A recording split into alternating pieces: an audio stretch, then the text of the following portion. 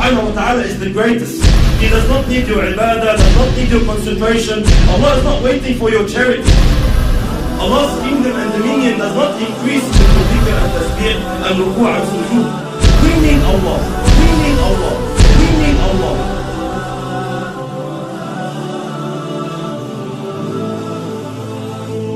The issue of salat, the problem that we are facing with salat is that salat has to do with spirituality. It has to do with feelings that come through your heart and thoughts that come through your mind. A successful Muslim, like Allah subhanahu wa ta'ala says, قَدْ أَفْلَحَ الْمُؤْمِنُونَ الَّذِينَ هُمْ فِي صَلَاتِهِمْ خَاشِعُونَ. Verily the believers are successful, they are the ones who have khushu' in the salat. They pray properly, they stand before Allah subhanahu wa ta'ala properly. A crucial step, a crucial cornerstone in achieving this target is to know who you're standing in front of. Who are you speaking to? Which words are you reading? These feelings, this set of feelings, they have to come through your heart, and the more they take you on, the more they are in your heart, the better your salat is. And the weaker these thoughts and feelings come to your heart, the weaker your prayer is. Most of us, my brothers and sisters, when we stand in our salat, we are daydreaming. That's the honest truth. 90% of us, we're daydreaming in our salat. We're not even thinking of what we are supposed to think about. The thought of thinking of something doesn't exist. Why? Because the intention is not there, the strength is not there, the understanding is not there. This is why briefly, inshallah, what feelings, what emotions must come through our hearts standing before Allah subhanahu wa ta'ala? How can we assist? How can we basically amplify these feelings? Number one, knowing who Allah subhanahu wa ta'ala is. Who am I talking to? Who am I standing in front of? Allah subhanahu wa ta'ala, my brothers and sisters, does not need us. Allah subhanahu wa ta'ala is the greatest. He does not need your ibadah, does not need your concentration. Allah is not waiting for your charity. Allah's kingdom and dominion does not increase with your dhikr and tasbih and ruku' and sujood. We need Allah. We should be honored. Every single one of us, the second you make takbir, the second you say Allahu Akbar, should be honored. That Allah subhanahu wa ta'ala has allowed you a window of opportunity to speak to Him, to stand before Him.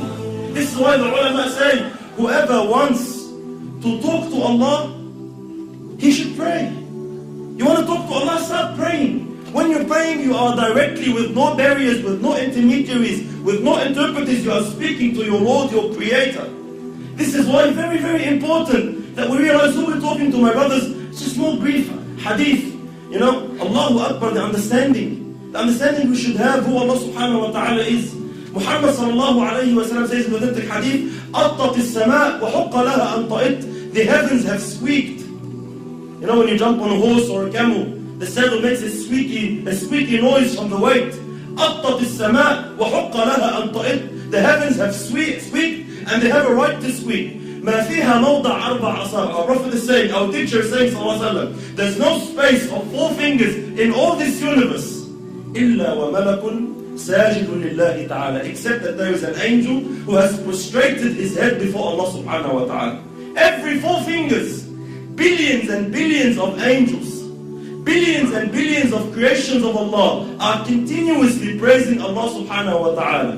Allah subhanahu wa ta'ala says, تُسَبِّحُ لَهُ السَّمَوَاتُ السَّبْعُ. The 7 heavens and what it contains and what is in there. تُسَبِّحُ لَهُ السَّمَوَاتُ السَّبْعُ وَالْأَرْضُ, and the land, وَمَنْ فِيهِنْ, and everyone inside it, and everyone within the boundaries. تُسَبِّحُ لَهُ السَّمَوَاتُ السَّبْعُ وَالْأَرْضُ وَمَنْ فِيهِنْ وَإِن مِّن شَيْءٍ إِلَّا يُسَبِّحُ بِحَمْدِهِ وَلَكِنْ لَا تَفْقَهُونَ تَسْبِيحَهُ. Everything is praising Allah. Rock, land, tree, whatever it is praising Allah, glorifying Allah. وَلَكِنْ لَا تَفْقَهُونَ تَسْبِيحَهُ إِنَّهُ كَانَ حَلِيمًا غَفُورًا. But you don't understand, you don't comprehend the praise, you can't hear the praise. But everything is praising Allah. Allah is not in need of you. Allah is not in need of you standing, feeling obliged like most of us. Why do we pray? Majority of us, my brothers, we pray to offload the obligation. Alhamdulillah, I finished my salat. If you come and stand before Allah with this intention, are you unaware that Allah subhanahu wa ta'ala knows exactly what is going through your heart at that stage? When you come and say, I just want to get dhuhr over and done with. These feelings that come to us, we don't say them in public. No one comes and says, Allah, خلصنا بقى, let's pray. No one says that. No one says to his man, Allah, get over and done with, خلاص طولنا. We say, let's go pray over in my heart. Allah, please, let's go over and done with. This feeling that I'm praying just to offload the burden of salat is not the right feeling you should have. You should be honored, my brothers and sisters, wallahi, in issues of dunya. When we deal in our dunya here, with human beings like us, wallahi, subhanallah, if you stand in front of someone you're afraid of, like a judge in court, or a bully of some sort in Auburn, or a president, a prime minister, an ASU agent, wherever you stand in front of, what happens to you naturally, without no motivation, without no one to have to give you a 7-step course of how to fear him? Naturally speaking, subhanallah, your heart starts pounding. You feel something. When you stand in front of the judge and he's about to announce the decision whether you've got 15 years in jail or not, your heart starts pounding naturally. No one needs to give you a course. Why? Because we are aware who this person is. I know who he is. I know what authority he has. I know what he can do. I know what he can decide now. He can wreck my life. And because I know this, naturally the feeling, the emotion comes naturally. The problem is when we deal with Allah, these feelings do not exist. You stand before Allah and you're daydreaming. We all know Allah knows what's in your heart. But it does not move anything in you. Every blue moon, every now and then, maybe in Ramadan when you're feeling down, something that you're going through trouble with your family, you want to get married, you get some emotion. Other than that, our salat is just far off where it should be. Why? We are unaware who you are standing in front of. The understanding that Allah now subhanahu wa ta'ala has allowed you to speak to Him. Wallahi, my brothers and sisters, wallahi, we see Muslims in this dunya, they get to meet a sinner, let's say an actor or an actress or a pop star of some sort, and they are so overwhelmed by the fact that they had an opportunity to get his signature or her signature. They're just so overwhelmed. They would say, they'll be speechless. I'm actually standing in front of you, I can't believe it.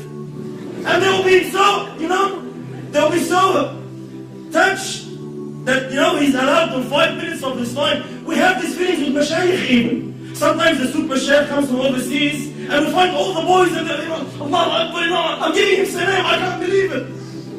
Subhanallah, every time I see such a situation, it always reminds me of Allah. Subhanallah, who is this person? Regardless, all ranks preserved. Who is this person? The Shaykh once said, imagine if you were to meet Muhammad sallallahu alayhi wa sallam, what would you feel? Imagine if Rasulullah sallallahu said, I'll give you 5 minutes of my time, come meet me. What would you think? Would you daydream? Would you be sitting with Rasulullah thinking of your wife? Would you be sitting in front of Muhammad sallallahu alayhi wa sallam thinking about work? No way on earth. Why? Prophet of Allah is he. You'll be taken. You'll be absorbed in the discussion. But subhanallah, we stand before Allah every day 5 times daydreaming. Why? We are unaware who Allah subhanahu wa ta'ala is. And how patient is Allah? How merciful is Allah subhanahu wa ta'ala, my brothers? Imagine Allah subhanahu wa ta'ala knowing, seeing what's in your heart. He gave you everything. He gave you the wife you're busy with. He gave you the husband you're busy with. He gave you the job you're thinking of. He gave you everything you're thinking about that's distracting you from Him. And He knows that, and He's patient with you. He is Halim subhanahu wa ta'ala. He still accepts you. He still allows you. Subhanallah, imagine a prime minister allows a peasant to come and meet him for 5 minutes. Says, all right, you have problems, come. I'll allow you to meet the prime minister. But the peasant comes, he enters the office, and he starts playing with things around in the office, forgets about the prime minister. What will happen to this guy? He'll be banned. You will never ever have a chance to meet the Prime Minister again. Why? You're an idiot. We allowed you the chance, we opened the door for you, and you don't want to present your situation. You don't want to say anything. You get busy with something else. Why did you come? Likewise, imagine Allah subhanahu wa ta'ala, the King of Kings, 5 times a day allows you an opportunity to speak to Him, to complain to Him, to beg of Him, to ask of Him, and you are daydreaming. And Allah subhanahu wa ta'ala still allows you. Allah doesn't ban you. Allah doesn't say, this guy is disrespectful. No, Allah is patient. Allah waits subhanahu wa ta'ala. You will understand. You will come back. So very, very important. Step 1, who Allah subhanahu wa ta'ala is.